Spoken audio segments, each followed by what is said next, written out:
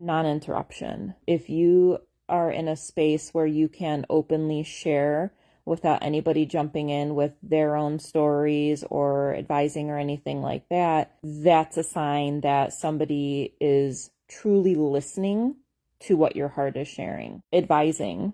When we advise somebody else, it can be us actually saying to them, let me tell you what I think you need to do with your life. It can cause harm if somebody's in a vulnerable state and they are practicing connecting with their intuition and they have an idea of how, or they have an inner knowing, I'll say, of how to move forward. When somebody advises that person, that can create doubt or shame within that person and thinking that, well, what I thought I needed to do must not be good enough. Request how we want the person to respond as we share. We can ask the person to simply listen to what we're saying.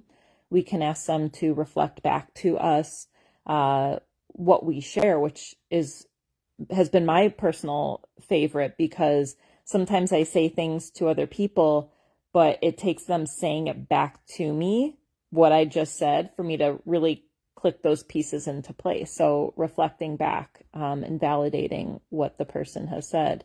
Sometimes we need advice. So that would be something, hey, I really need advice. Can I share the story with you? And you can share any insights that you have. Sometimes words of affirmation or validation can be helpful. So something to request. Sometimes we just need a hug. We want to share and we just need a hug. So being clear as to how we would like the other person to respond, making the request before the conversation is a way to help the other person see what your needs are.